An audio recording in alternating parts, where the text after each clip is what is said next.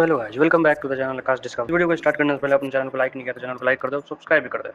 एक बहुत बड़ा न्यूज़ सामने आया है कि अभी पाकिस्तान पूरा तरह एक्सपोज हो गया है, क्योंकि जैसे आप लोगों को पता होगा कि कुछ दिन पहले एक न्यूज़ आया था, मैंने पिछले वीडियो में आपको बताया था कि पाकिस्तान जो वो मीडिएशन का काम कर रहा है ईरान, इजराइल और यूएस का जो वॉर रुकवाने के लिए। ईरान और इजराइल ने पूरी तरह क्या है पाकिस्तान को एक्सपोज कर दिया है। जैसे आप इस रिपोर्ट में देख सकते हैं, another embarrassment for Pakistan, why Islamabad में flop in its role as a mediator.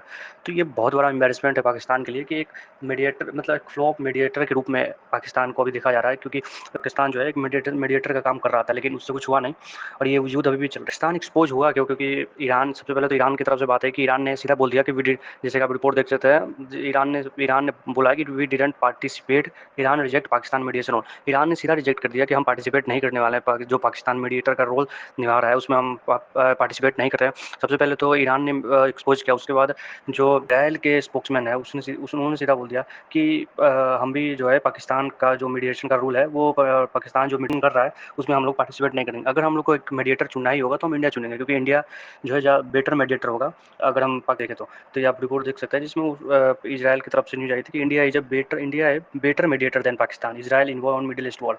तो ये बहुत बड़ा एम्बेरसमेंट भी है पाकिस्तान के लिए, और पाकिस्तान पूरी तरह एक्सपोज हो गया है कि वो जितना इमेज सुधारने के लिए जितना भी मीडिएशन का काम या मीडिएशन के रूप में उभरने की कोशिश करे और बहुत पैसे खर्चा किया उसने, लेकिन तभी भी उसका कोई काम हुआ नहीं, वो पूरी तरह फ्लॉप हो गया है। ऐसा अगर बताया जाए, अगर कोई युद्ध को अगर रोक सकता है, इस युद्ध को कोई रोक सकता है, इस इजराइल ईरान यूएस के वॉर को कोई रोक सकता है तो वो ट्रंप है, क्योंकि इजराइल जो है वो इस वॉर को रोकना चाहता नहीं है। इजराइल तो अभी ये भी बोल रहा है कि वो 2-3 हफ्ते या 2-3 सप्ताह तक ये वॉर को और ले जाएगा, लेकिन इस वॉर को जो भी रोक सकता है वो ट्रंप ही है, क्योंकि ये रिपोर्ट में आप देख सकते हैं कि ट्रंप की जो अप्रूवल रेटिंग है वो लगभग बहुत ज़्यादा गिर चुकी है और बस 35% ही बची हुई है। और 58, जिसमें आप ये रिपोर्ट देख सकते हैं, ये 27 से 30 मार्च का पुल है, जिसमें जो ट्रंप की अप्रूवल रेटिंग में सिर्फ 35% और डिसअप्रूवल रेटिंग 58% है। तो और जैसा आप लोगों को पता है कि जो मिड टर्म चुनाव है अमेरिका में, मिड टर्म चुनाव है जो वो नवंबर में होने वाले हैं, तो जिसके कारण ट्रंप पूरी तरह फंस चुके हैं ईरान वॉर में, और वो जल्दी से जल्दी, जितना जल्दी हो वो निकलना चाहेंगे। तो हो सकता है कि एक ही आदमी जो इस युद्ध को रोक सकता है वो है ट्रंप। तो हो सकता है कि कुछ दिन में आपको न्यूज़ आए ट्रंप ने टाको कर लिया और युद्ध को रोकने की कोशिश कर रहा है। लेकिन दूसरी तरफ ये भी न्यूज़ आ रही है कि ट्रंप जो है यूएस जो है अपने 5 एयर मरीन्स को उतार रहा है उस पर, लेकिन देखते हैं आगे क्या होता है। दो तरह की न्यूज़ आ रही हैं।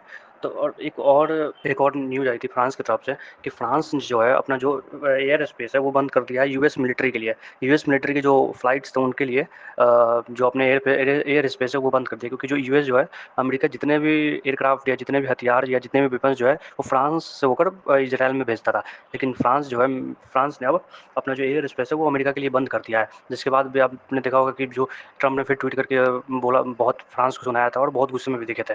ठीक है, तो अगर इसमें कुछ नया जियो पॉलिटिक्स न्यूज़ या जियो पॉलिटिक्स कुछ होता है तो हम आपको बताते रहेंगे। Thank you for watching. तो हम इस वीडियो को यहाँ पे एंड करते हैं। Thank you for watching. अगर आपने लाइक और सब्सक्राइब नहीं किया तो लाइक और सब्सक्राइब जरूर करते हैं।